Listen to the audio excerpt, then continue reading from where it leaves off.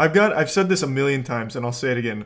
What is the point in making robots that look like humans? Why? That doesn't do anything to help us. Like if we want robots to like do chores or something, it could just look like a god drone. It doesn't need to look human-like, right? It makes no sense unless they're robots. Why even make it look human at all? It could just look like a drone. As long as the job gets done, it doesn't matter if it looks like my grandpa, right? It could just look like a giant hunk of metal doing the task to adequately. The only possible logic I could see with making a robot that looks human is to f it, which I don't think every robot needs to double as a spot. Early human beings had so much that they had to learn that today would make no sense to us. There probably was a time when you wouldn't be able to recognize if what you were looking at was a human being or not. I think about that a lot. And also, I remember this from a movie called, I think it's The Man from Earth.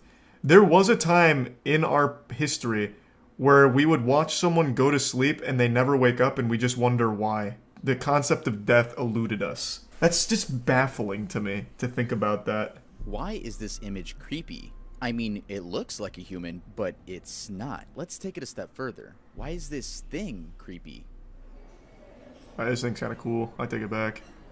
What exactly makes us feel unsettled when coming face to face with something that is almost human? That's the I feel fantastic isn't? lady. In today's video, we'll be talking about the uncanny valley, the flashed face distortion effect, and the visual perception theories. The uncanny tier 1 valley. jail? So, prime beer? the uncanny valley is a phenomenon introduced by Masahiro Mori in the 1970s. It's used to describe the relationship between a human-like object and the emotional response it evokes in people. The average human has 2 eyes, 2 ears, a nose, a mouth, eyebrows, and hair. But why does this image look normal, and this one just looks like something straight out of your nightmares? That's because what we're looking at is almost human, and our minds can recognize that. If we take a look at this chart here, we see that it's using 2 scales, familiarity and human likeness. We're very familiar with stuffed animals and industrial robots. However, the closer the object meets its humans, the closer they reach the uncanny valley. A state of mind. Which one was the robot there, am I right? Because we don't know if what we're Jimmy or the girl or not. All we know is that they're almost human. Masahiro Mori wrote an essay all about the uncanny valley and goes into detail on what exactly makes us feel uncomfortable. For context, Masahiro was a Japanese roboticist, most known for his research in humans' emotional responses to non-human entities. The essay was written in Japanese but has been translated to English. In the effect of movements section, he states, for example, one robot had 29 pairs of artificial muscles in the face, the same number as a human being. Are they grieving? Smile in a human-like fashion. According to the designer, a smile is a dynamic sequence of facial deformations, and the speed of the deformations is crucial. When the speed is cut in half in an attempt to make the robot bring up a smile more slowly, instead of looking happy, its expression turns creepy. This shows how, because of a variation in movement, something has come to appear very close. Oh my to god, human, never mind. I see like the a purpose robot, now. Puppet, or Einstein's back, baby. Let's go. Easily tumble down into the uncanny valley. Movement is a great part of the uncanny valley. It's one thing to see a creepy robot, but if that dude blinks at me,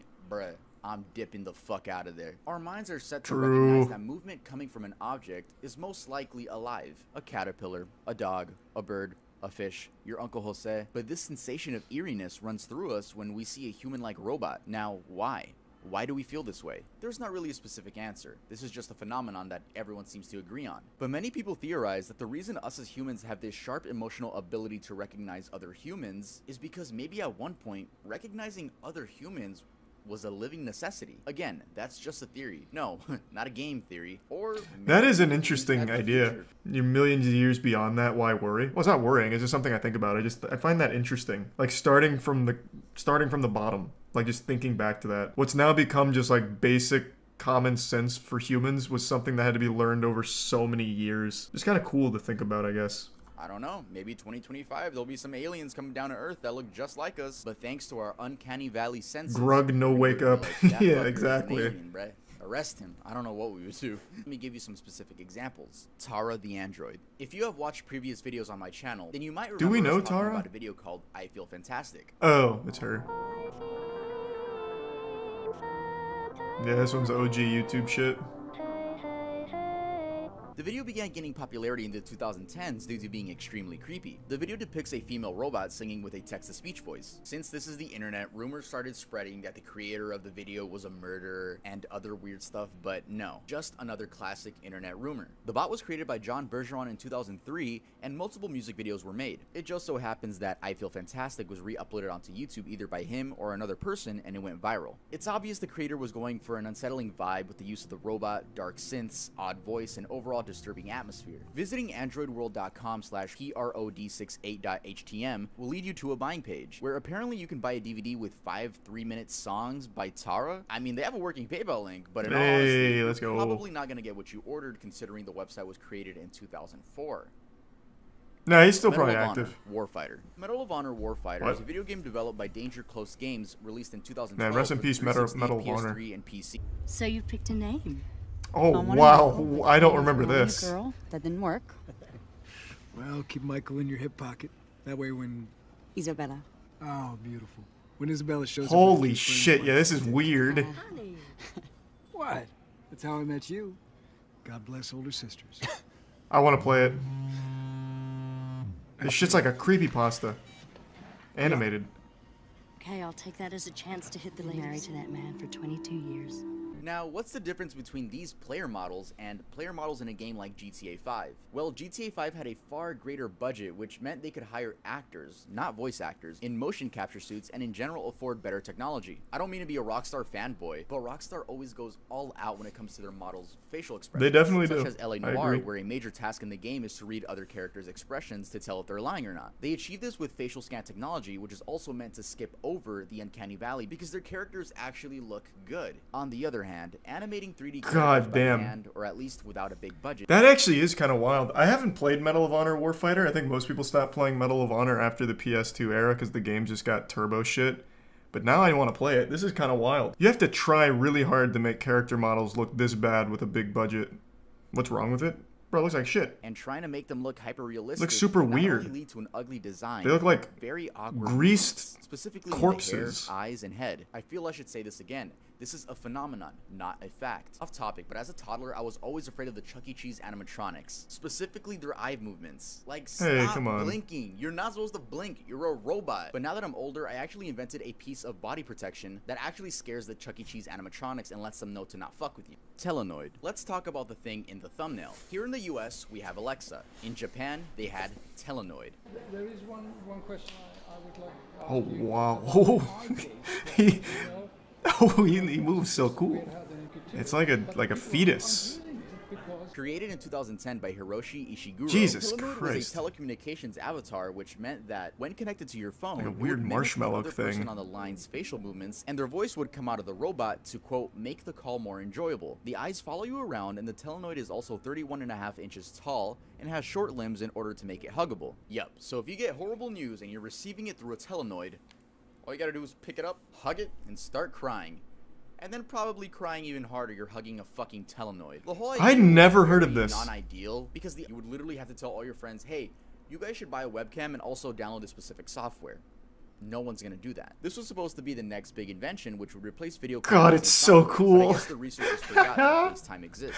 If you want to get your hands on one of these bad boys, What the the price starts fuck? at $8,000 for the consumer version and $35,000 for a research version. It is actually like straight out of The Grudge. Why would he make the bottom of it look like this? Well, what is that design idea? It's like it's like a pseudo sperm cell almost, or like one of the boos from Mario. So you don't fuck it. Well, you can still fuck it in the mouth though if you wanted to. Like if you're having phone sex with a Telenoid, you can still put your dick in its mouth. Doesn't stop it. Oh, that would be so horrifying too. Your wife on the other end of the Telenoid just making the noises that the Telenoid mimicking her like that beast from Annihilation. I'd like you to stare at the cross in the middle. All right. Keeping your eyes focused on the cross, you should begin to notice that the faces become distorted. Yeah, I'm and looking begin at, to like, have non-realistic facial features. Oblivion This video NPCs. is not edited. Every image is normal. This is the flash face distortion effect, aka FFDE. But why do these? I don't believe that. Those faces were absolutely fucked. No way. Were those just Oh, wow. What? Okay. I've never heard of that before. That's kind of cool. All right, I fuck with that. edited every image? Obviously, it has a hard look time like doing Titans. that, and the Yeah. flickering of the images doesn't help it at all either. Our brain does its best to detect faces, which is why we see faces on random objects. This part of the brain is called the amygdala, a section of our brain that is commonly thought to form the core of a neural system for processing fearful and threatening stimuli, including detection of threat and activation of appropriate fear-related behaviors in response to threatening or dangerous surroundings. To show you guys an illusion called the Thatcher illusion. Here's a normal image of me. Look how hot I am. Then we flip it around and, oh wow, I'm hideous. Anyone can do this. All it takes is a photo editing software. All you gotta do is flip your eyes Okay. and flip your mouth upside down and then flip that image 180 degrees. This illusion is the best supporting evidence as to how our brain just assumes a face that we're looking at is normal. Visual perception theory. This is what the creepiest Alright. phenomenons and illusions fall under. Visual perception is the ability to see, organize, and interpret one's environment, aka our brains just assuming things. If you're this deep into the video and for some reason you don't believe that our brains don't assume things for us, let's take a look at this video. This mask is not going to change in direction of rotation. Is that Charlie Chaplin?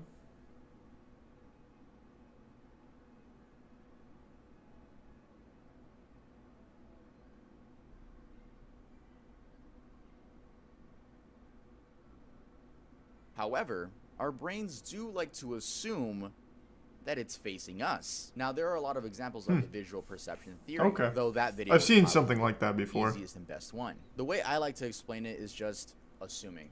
Our brains just think they know everything. I don't know why. I don't know why she thinks she knows everything. The next theory for visual perception is called the bottom-up theory, and that means understanding a concept's individual components before we understand the whole thing. For example, if you were to individually analyze my mouth and eyes in this image without me rotating it, after some time you'd be like, wait, that's not right. But that's simply too much work for us, so we'd rather much let our brains do the work for us and assume that a face is a normal face. So, to end this video off, this image is creepy because it falls under the uncanny valley. And also, he's pretty fucking ugly. True. Telenoid's fucking awesome.